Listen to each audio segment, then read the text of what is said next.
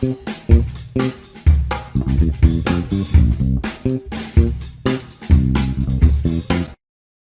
what we have for you today is the legend that is known as, let's hear it, Derek Clement.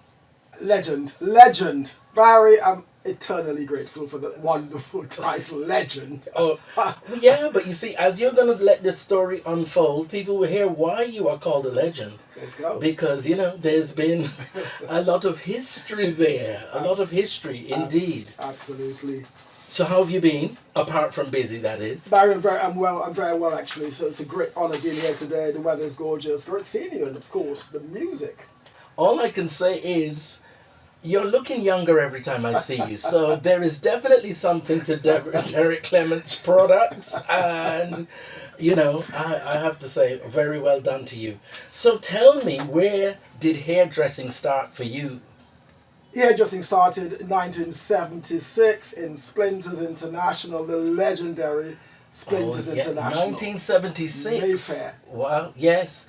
We'll get to that a little later on. But is that where it started for you, when you decided that you wanted to do hairdressing and you went to Splinters for the training? That's where it started. Hairdressing found me. I didn't find it. Hairdressing literally found me. Okay, right. So there was nowhere before Splinters? No. I had no inkling. I had no idea what hairdressing was. I didn't know if there was such a thing as a hairdresser. Right. Well, so how did it find you? So here's the thing, Barry. I say this over and over and over. I mean, I went to school in England as a kid. I experienced racism, and I remember us being thrown below the bus as children. I mean, the teachers didn't give a damn. And so I figured as early as that, 13, 14, if school is racism, it's quite likely that the workplace will be racist. So I wasn't going to realise my potential, my true trajectory, as it were. Right. So I remember going to the West End. I was a kid who loved the West End. Yes, I think we all came from that generation. To be fair, the West End was always the draw. Always. Window dressing, just visualising you as a child. Browns, Molten Browns, all the big shops then. And I remember going to the hairdresser with my girlfriend. She was much older than I was, and she worked for an MP at the time. So we went to the hairdressers.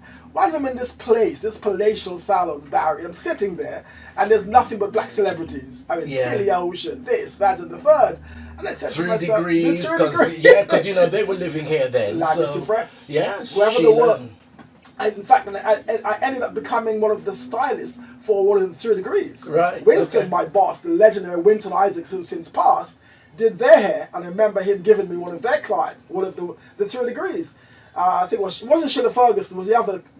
Valerie. The Valerie Holder. That's right, Valerie. That's right, yeah. Valerie. And Barry, I said to myself, when I'm sitting in the reception area, this place is gorgeous. There's Rolls Royce parked outside. There's all kinds of fancy cars. There's all black people. I'm like, nah, this is where I want to be. Yeah, I mean, it was something to be really said. And they did raise the bar, because for black salons to have sites in prime real estate in the West End was unusual, because you had them in Shepherd's Bush, you had them in Tottenham, that was expected, you had them in New Cross. But to say you had a salon owned by a black person, a black owned salon in prime estate in the West End, was something pretty special. And I can remember there was only Splinters, Ebony, which came later, and Root magazine and Root Salon. You hit the nail on the head, Barrett. This was the zenith of black cultural esteem, what we now call black excellence. My word now is blacknificent. That's a much better word, blacknificent. Right, so you're right, to have a black salon in the heart of Mayfair in 1970, that's a remarkable achievement. Absolutely, it really was. So from Splinters, it went to your own salon in Lancaster Gate, wasn't it? Was it Lancaster? Well, no, that's Terry Jacks. Lancaster. Okay. Very good. Well, then another one that we need to add to the list. No, I was looking for a shop in Haymarket, right, next to Fortman Masons, and I found a beautiful location in Maida Vale. So we bought the building, Maida Vale. That's it. My mistake, Maida Vale. We got the building in Maida Vale, 3 stories and a beautiful basement. Cost me at the time, I was only 24. It cost me at the time £250,000.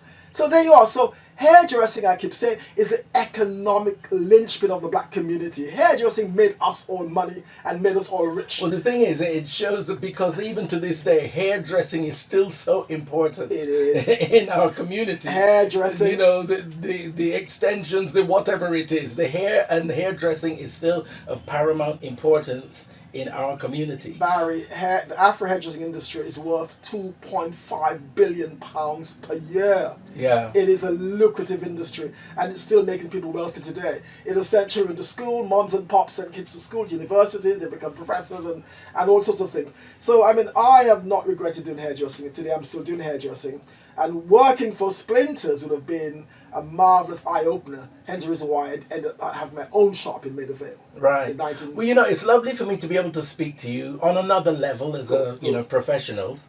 But being actually a part of Splinters myself, coming into Splinters in my first experience of Splinters as a hair model for Super Curl, and Mayor doing the hair, was 1983, so Barrie, I came a bit later. Barrie, I can see Barrie now as a young lad, tall and skinny. The man's a model, dancing up and down in the reception back in the day. That's right. That was me. Those were the days. Those were the days. And when Afro Hair and Beauty was really a prestigious event. It was. You know, it really was a prestigious Started event. In 1978 by Dyke and Drive, and the first show was at the Dorchester Hotel in Park Lane. So you see the level at which black people was thinking and operating.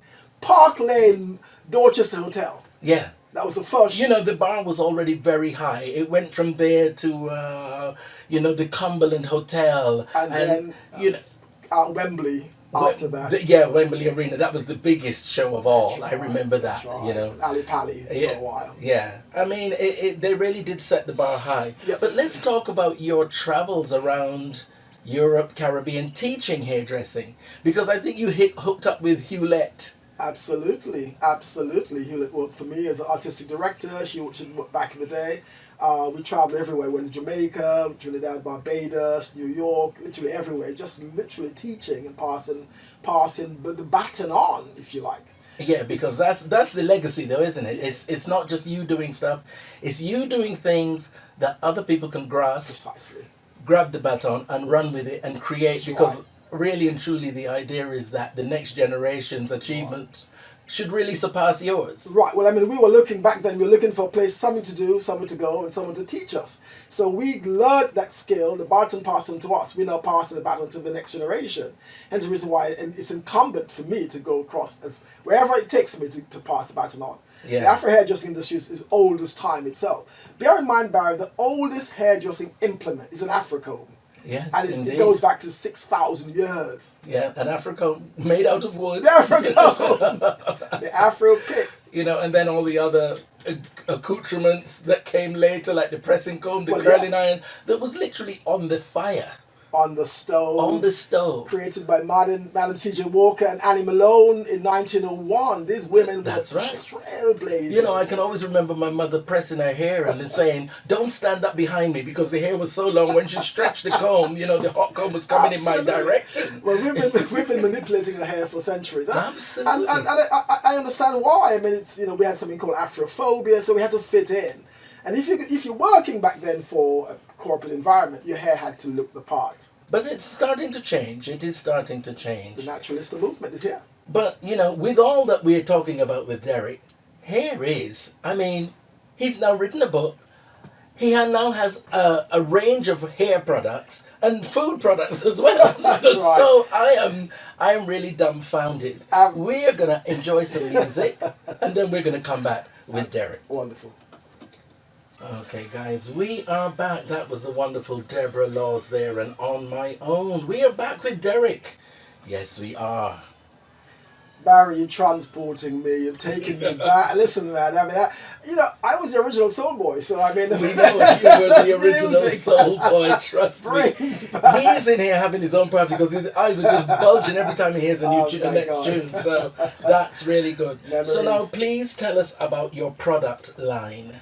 So, Barrie, it's only natural that as a hairdresser, it's important that we have our own line of products. Naturally, that would appeal to me. So, today what we have done is moved into what we call the vegan we got the vegan range, Barry. Right. I say to my client, the hair grows at a cellular level. It doesn't grow from the out, it grows from within. So the point I'm trying to tell my client is ensure that you consume the right ingredients that's going to go towards enhancing your hair Right. health. Yeah. So I talk about the well-being of the hair, not just trying to grow your hair, but the well-being of the hair. Well, it makes perfect sense because can be applied to you are what you eat. So 100%. if you eat certain things that promote hair growth, good skin, well then it's coming from within. It's not That's about right.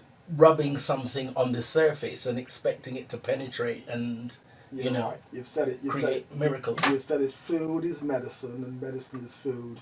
And you've got to medicate your hair from within. It Yeah. doesn't grow from without. Yeah. So what is the product line? Let's see. So I've morphed into the Food for Hair Care by Derek Clement. So we've got the cocoa. Now the cocoa is to me the quintessential hair food. It is the elixir of all hair foods. Why? Because cocoa gives you chocolate, it gives you cocoa tea, like we talk about Ovaltine, Yeah. Milo, and it gives you the cocoa butter. So Barry, here is the Derek Clement chocolate. It's called biotin. Now biotin is a hair growth enhancer. Yeah, yeah. Biotin makes your hair grow. Why? Because of the B12, the B7, and all the other elements. It's got the omega-3, 6, and 9 fatty acids. And these are the things that makes your hair grow. You should be able to eat your hair products. So I've got the Derek Clement biotin, the cocoa bar. Have a look, Barrett, the cocoa Wow. bar. Right? And then I've got the Derek Clement cocoa powder, which can be made into a nice hot cup of tea or a lovely smoothie supplement. Right? And of course, so this is the Derek Clement cocoa bar. It's called biotin bar. It's edible. Right? We've got now the cocoa powder, which can be made into a lovely drink. I collaborate with a Grenadian company called Juve. Juve is a very old chocolatiers. The building goes back, it's as old as time itself. So we've got the cocoa butter bar. As I said to you before, if it can't be eaten, it shouldn't go into your hair. It shouldn't go into your hair. So there you are. I'm sure, the taste is in the pudding. Barry, this is the cocoa butter. Okay. It's edible, and it goes on your hair, on my bald head, on my beard, on my skin. So my products is really for the hair, skin, food, and gut. Why? Because hair grows internally. So tell me now, I need you to leave me with a range of these Absolutely. products because the next time you see me, I expect to have an afro. And if I don't have an afro, there will be a problem. Okay. I hear that, Barry. I hear that. I did say it's for hair, health, and the well-being of your hair. So you haven't got a beard. I've got my beard. My hair grows on my beard. It doesn't go on my scalp. Yeah, but I've got a head that That's does right. that. I expect to have a 1970s afro. Absolutely. And so you need to take the Derek Clement Food for Afro Hair Care System. Indeed. So what else have you got for us there? So I've got the vegan range, but let's talk about the Blacknificent oil. The Blacknificent oil, again, is for your skin and your hair. Right. In there are all the big boys, the baobab oil, the castor oil, the argan oil, the cocoa butter oil. That's marvelous. Hair and skin. And it's for both men and women. So you've got this is for the guys, we call it K77, men's range, and this is for the ladies. Right? Okay. And for the external, because it's important to look at the external, we've got the vegan, Derek Clement vegan lemongrass. You're going to love this, guys. If you buy this, this is amazing. The aroma is brilliant. Derek Clement Nourish and Mist vegan, and the Derek Clement Leave-In Moisturizer is also vegan. So my entire ethos is about health. Right. And so it should be. Of course. And so it should be. I mean, Afro hair has been beaten up, it's been dragged through the mud, it's really had a rough time. So what we need to do now, since we're in the natural hair movement, is to heal our hair. It's time to start healing the hair and consequently heal your Yes, mind. because there came a time when they were actually saying that the products that you were putting in your hair, the chemicals, were causing health issues, fibroids, etc.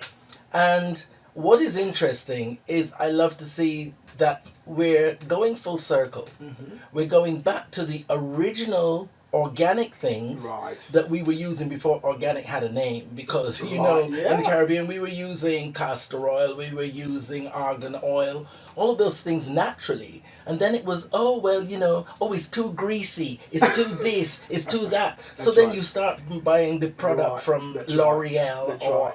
a firm or whoever, That's right. That's you know, right. and That's right. feeling that it's somehow improving. That's right. When in actual fact it's destroying you, and you Look, have to go back to the original to actually heal. you're right, Barry. Now there's a new word that is now called environmental racism. Most of these products have the most awful chemicals. For example, parabens, sulfates. These are ingredients that are shelf life. Yeah. So if it's in the product, it's gonna do irreparable damage to your hair. Absolutely. I have to give one big shout out to David Little and Kevin Wainwright in Norfolk. I got it right. I got told off on Friday for putting them in the wrong location. I do it all the time. So great to have you listening. And now we move on to the book. The book, Barry. Now listen to this title. I'm going to let him tell you the title, okay? I love it, but I'm going to let him tell you the title. Shampoo, Sex and Champagne. And I get people, why sex? Why champagne? Well, of course, shampoo talks about the craft, right? Sex talks about the lifestyle. We are sexual beings, so sex talks about, if you like, the lifestyle, and the champagne is about the dream, the ultimate dream. Now, I'm from a generation that was referred to as a sexual revolution, 1970s. Yeah. You know what went on in the 70s. Yeah, absolutely. That's right, in the 60s. Free love. So free love and all of that. So it stuck in my mind. Why not shampoo? There was a movie once I saw as a child. The movie was called Shampoo. Absolutely, with Warren Beatty. All right. So that kind of triggered in me. But it did go hand in glove. It's basically that kind story. of lifestyle. And that fashion Sure. combined with hair, Sure. combined with music, Sure. theatre, it is one entity, interchangeable, because they're of course. interconnected. Of course they are. And you find that people flow from one to the other, and it was very much the lifestyle. 100%. But I've The done parties, Oh, gosh. and as you say, you come up to Splinters and their Rolls Royces parked outside, and you get a glass of champagne when you sit down to get your hair done, and it Barry, was. I was saying to the cameraman, as a young boy, I grew up rough in the hood, what they call the Speak ghetto. for yourself. I've never been rough in my life. I just want to make that clear. I've never been in the hood in my life, and I've no intention of going. I'm not gonna lie. I'm not gonna lie. When I went into the West End as a young lad, I morphed into an entirely different person, and so it made me a better person for that. I'm eternally grateful. But Barry, there are 10 books. It's not just one. It's a trilogy. There are 10 books, and this happens to be the third because my editor is such a hustler. He's able to get this book out first. But there's a book called Afrodom: The Rise of a Pioneer in the Afro Hairdressing Industry, which is really about the Splinters journey, Right. which you could relate to. Absolutely. And the next book is called Tress Trauma. Tress Trauma talks about transgenerational tress. You know about that. Absolutely. Women and men who were so traumatized by the fact that the hair was either what we call back then texturism. Texturism was massive as children back in the day, in the 60s. So you thought your hair was picky, you thought your hair wouldn't grow. So there's a generation of black women who are traumatized, grandmother bastards and children. Yeah. And so we have to get them out of that trauma, if you like. Yeah. So this is what the books, and how many are there? 10. There are 10 books altogether. It took me 35 years to write those books, Barry. I couldn't even use a computer. So there's hope for me, yeah? Absolutely. 35 years? It's not too late. If I take 35 years, I'll probably finish when I'm 42, 43. Okay. Just go with it, guys. Just Just go with it, okay? Yeah, all right.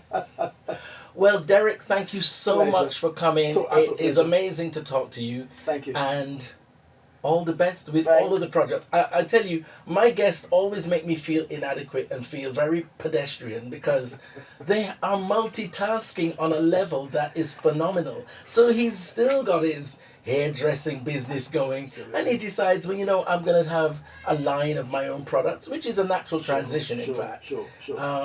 And then I'll write a book about it, and all of these are going on concurrently. Well, we talk about preserving the legend, right? The legend, Yeah. the pioneers and the veterans, or the legends, veterans, and pioneers. Absolutely. We talk about restoring the history, heritage, and legacy of Afro hair.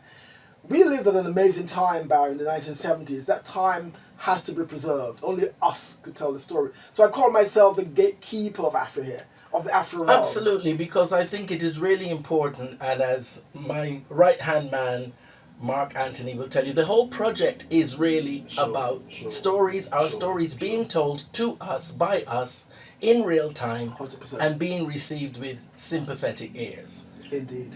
Really looking to get the best out of you. Sure. Thank you so much for coming. It's been an absolute pleasure. Grateful. And look forward to seeing you next time with my afro. And he's gonna get a chocolate bar. And Mark Anthony, thanks for the conversation, my brother. It's like my younger self. I mean, I'm sure talking to Mark is just remarkable. It's like my younger self, back in the day. So all the best with everything. Thank you very much, and guys. We will speak shortly. Thank you very much.